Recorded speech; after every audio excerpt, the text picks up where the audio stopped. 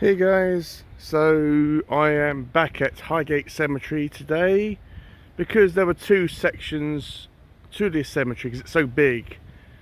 There is the west side, I believe, and now I'm in the east side, and I have and I have a little map for this section. I've got one from the west side, and now I've got one for the east side. So yeah, I thought I would come to this section as when I paid for my tickets. They said that I could come back in a month's time for free. So I asked them if I could. I said, okay, I don't mind paying, but they said no, it's all good, it's all cool. So yeah, I thanked them, and yeah. I haven't been to this side before, but it looks really good. First time here, so I'm not sure how big this section actually is, but I've got a map, so if I get lost I can always check it out. And yeah, I'm just going to wander around. As always, I am going to be super respectful of all the graves and any visitors and any staff, because I would imagine that this would have staff members on this section like they did on the west section. But I'm going to be super respectful of anyone and everyone that I encounter. And as always, if you are inspired to do what I am doing, please again be super respectful when you come to these places, as this is a place of mourning and it should be respected. And just like the other section of this cemetery, this is like so packed with people. It's like there's like loads and loads of layers of these bodies. They're like piled back, into the woods, and every single space that there could be a grave, there is a grave. There is like no space that's actually wasted. It's really incredible, it really is, that how many people are actually buried here. It just leaves you at a loss for words, it really does, at the sheer number of everyone that's actually ended up in this graveyard. And it just blows your mind, it really does. It's like, I mean, the history of this place is epic and vast, and it just really makes you think, it really does. I think that this is what I'm going to miss most about coming to cemeteries, because after today I'm only going to be going to one more cemetery, not sure what one it is, but I think I'm going to miss coming to these places. I mean, whenever I have a day off at work or some free time, I'm like, oh well, cool, I've got some time to actually film. I'll come to a cemetery or a graveyard and do some filming for a video. And because it's October, I'm only filming in graveyards throughout October only, and then when it comes to November, I'm going to be going back to filming in my room like I used to do. And I think it's just going to feel weird about, okay, I'm not going to come out to the cemeteries anymore, but it is going to feel I wouldn't say good, but I wouldn't have to worry about like any distractions, like people walking up and down, and noise from crowds or traffic, or anything like that, or any vans, or any just general disturbances that you get from everyday life. And when I'm in my room, I can just control the noise, and you actually get what I mean. It's just going to feel really strange about filming back in my room, when November hits. Okay guys, this is probably the coolest thing I've ever seen. This is Douglas Adams's grave, the author of The Hitchhiker's Guide to the Galaxy. This is extremely cool, as it has like a little pots with some pens in it. Has a little star thing there. I'm not sure exactly what that is, but maybe like a bookmark or something. And on his tombstone it simply says his name, Douglas Adams, writer, 1952 to 2001. This is incredibly cool. I mean, when I was looking through the map thing that I have here, it has a list of all the possible people of interest annual, as you might say, and Adams's name was right on the top, and I was like, no. So I was thinking, right, I don't care, I have got to find his grave, and I have actually found it. I'm so pleased, I really am. I mean, I'm a big fan of The Hitchhiker's Guide to the Galaxy. It is really, really good. I am so tempted now just to reread it for November, purely because I have found the author's grave. I mean, I'm such a big fan of his work, I really am. I am so happy that I've actually found it. It's like, I mean, if I knew that he was here, I would have brought something with me to actually put on his grave, but I can always come back. But this is so cool. Hi guys, I found a place to sit, and it's very quiet here. It's very secluded, this spot, and yeah, I thought, okay, I'll set up shop here. So before I get on with today's video, I just want to say how extremely cool it was to find Douglas Adams's grave. Once again, big fan of his work, and I am so inspired to not just reread The Hitchhiker's Guide to the Galaxy, but also watch the TV miniseries. Also, fun fact as well, he actually made a cameo in that, where he like showed his bare ass in that TV series, and for a writer to go that far to actually promote their work goes above and beyond. It really does. But so cool.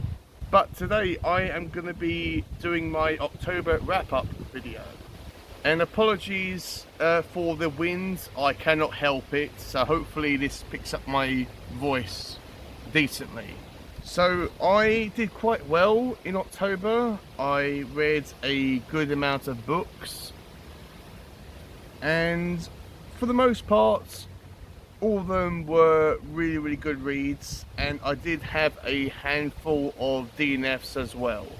So I do have my original October list, which I said in my October TBR video, and there were a few things that I didn't manage to get round to. That was Horseman by Christina Henry, The Shining by Stephen King, which I was supposed to do as a buddy read with Ariel from Reading and Whatnot, but she couldn't find a copy of the book, so we have only temporarily DNF'd it, or put it to one side rather. And another one that I didn't manage to get round to, which I'm working on it, is Someone to Share My Nightmares, and I am still going to read this one, but it has been pushed to November. So the books that I have read and finished in October was Shades by Chad Nicholas. This was so good. It was a crime thriller, and it was really interesting. Not as good as Nightmare, but still a really interesting read. I did a whole video on it where I announced that I would be doing a giveaway, and technically by the time this video is uploaded, you are still eligible to do the giveaway. It is open until the 31st of October, so you have the rest of October left. If you want to be put into that giveaway, just comment in this video, or I will have a link down below to my original review for Shade rather, in case you want to still go into for that giveaway. So long and short of it, if you want me to put your name in for the giveaway, just comment down below and I will put your name in for it. But I rated Shades a 4 stars out of 5. Next I read was Smashed by Junji Ito. This is a manga, or a horror manga, and it's a short story collection. I really enjoyed it. It's the second thing that I've read by this author, and I am constantly being impressed by his imagination and his creativity and his artistic skills. He is such a good author, he really is. I did a whole video on Smash, so once again, picture will be here, link will be down below in case you want to check it out. But I rated Smash as a whole a 4 stars out of 5. Next I read was Psycho by Robert Bloch. This was the first thing I've ever read by this author, and I have got the second novel in my room. I don't have to say what Psycho is all about, everyone has watched the Alfred Hitchcock movie, but if you have watched the movie or read the book, they are pretty much the same things. The book has only slight differences, but it's not dramatic, differences. But I really enjoyed it. I give it a 5 stars out of 5, and I cannot wait to read the second novel. And as usual, I have a whole video review on Psycho, so it will be linked down below in case you want to check it out. It was one of my most recent videos, or one of them anyway. And the next thing that I read was Death Note Volume 1. This is obviously based on the anime series, and technically, if you want to be specific, the live action movie that's just come out, or has recently come out, but we don't talk about that. But this is the first volume, and I found it secondhand at a charity shop, and I read it, and because I was really familiar with the series, I knew what to expect. And yeah, it's just a recreation of a little section of the miniseries. Basically, it's about a god of death over in Japan that has a book or a notebook that they actually write down names of people that they want to die, and that person dies, and there are all these rules and all that type of stuff. And he throws it into the human world, where a student called Light picks it up and decides to use it for the good of humanity and to get rid of all of the evil people in the world, and to basically rule over the whole earth as a god.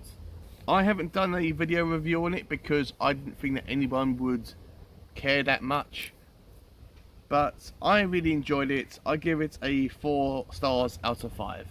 Next thing that I read was Skellig by David Almond. This is a children's horror novel. Well, not horror really, it's more of a dark fantasy, but with some horror twists and elements to it. It's about a boy that moves into a elderly man's house that's just recently passed away, and he finds this strange creature, who we find out his name is Skellig, living in this old man's garage or shed.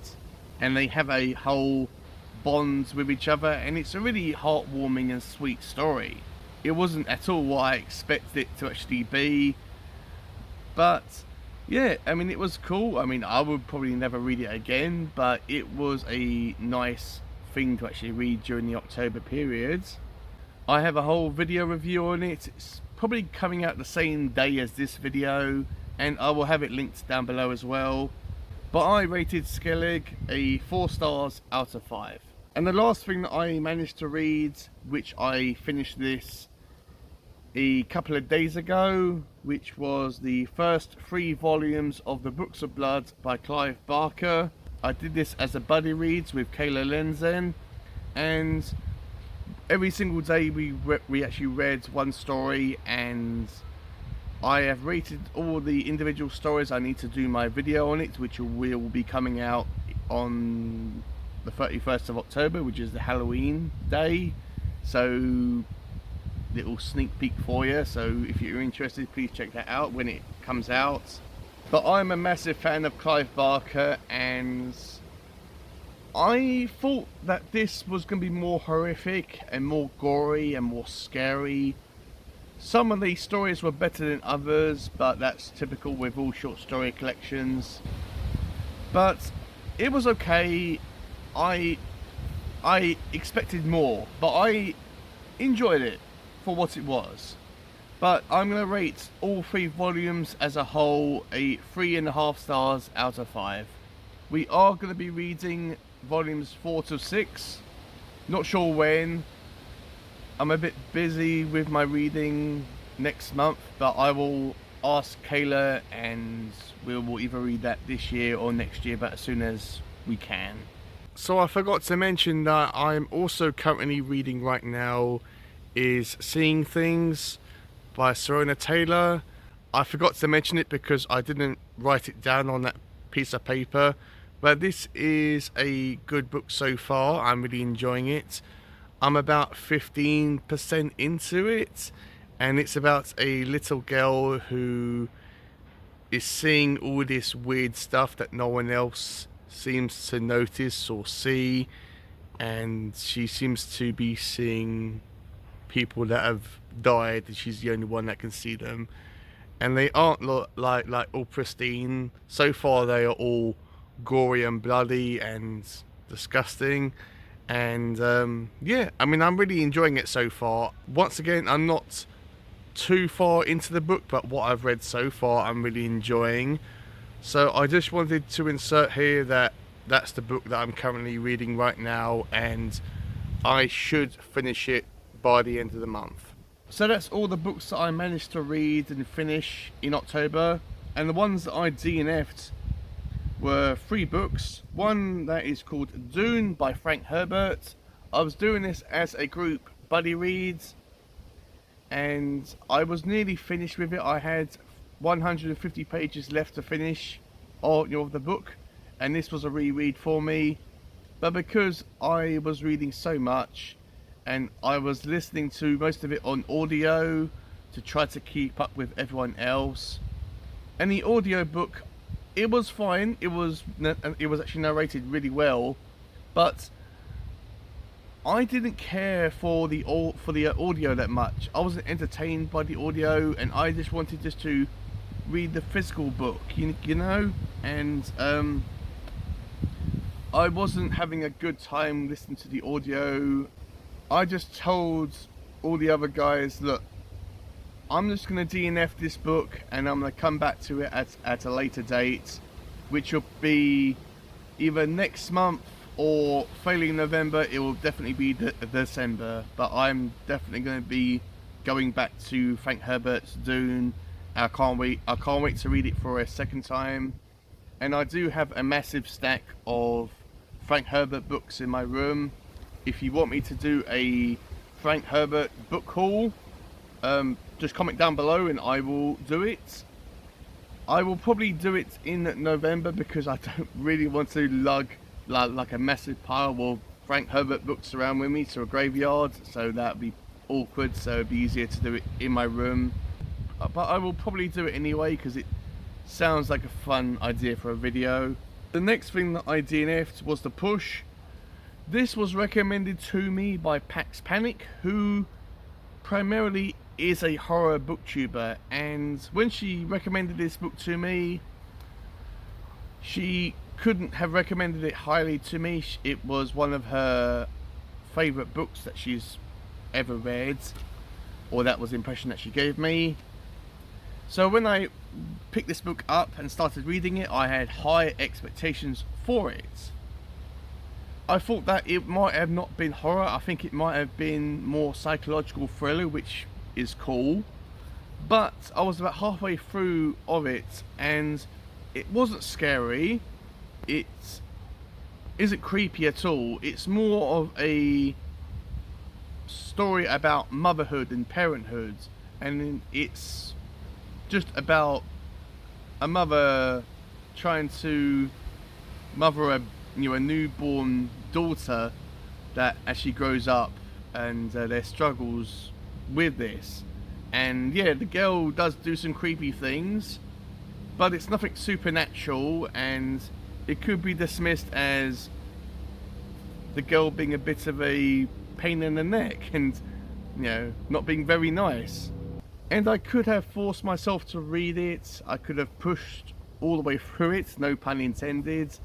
And who knows, maybe it would have been better at the end. But I didn't really want to read a book primarily just to have it ticked off my list and say, oh, that's one more book read for 2021, and to please, maybe just to please Pax as well, because it was a book that she highly recommended me to actually read. But yeah, it wasn't for me. I've still got it in my room. I might read it. It's actually not terrible or anything like that. It just wasn't what I expected it to be.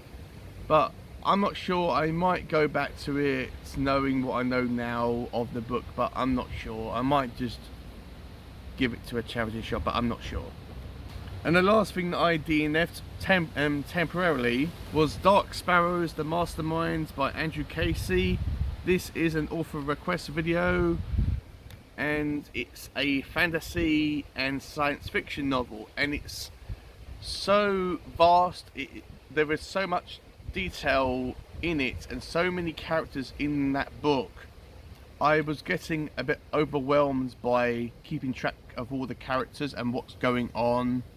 So I said to myself, look, I will temporarily put it down and pick it up again in November. I've told Andrew this, and he is completely understandable about it. He is fine with it, and it's not that I hated the book. I don't hate that book. I had mixed feelings for it. There were obviously things that I liked about the book and things that I didn't really like about the book, but I cannot wait to start from the beginning and read it all the way through.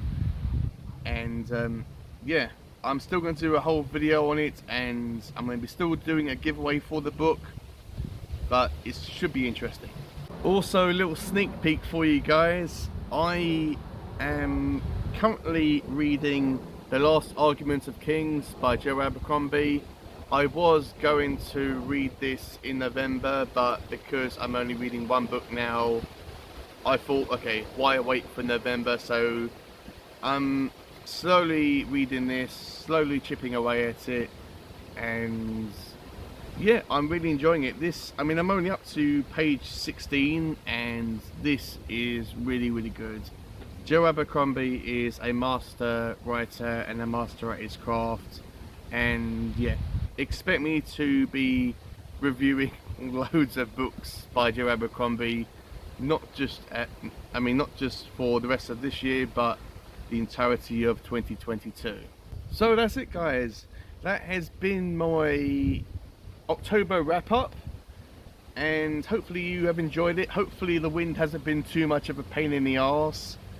And yeah, if you have enjoyed this video, please give it a like, comment down below, let me know if you've read any of these books, let me know what you thought of them, let me know if maybe I've inspired you to pick them up. And if you have enjoyed this video as a whole, please consider subscribing to my channel, and if you do, please click on that bell, as it will remind you whenever this guy uploads videos. And I will also have a link down below to my Goodreads account in case you want to follow me on Goodreads and see what I'm currently reading. And with all that out of the way, have a great day, read some awesome books, and I will see you all in my next video.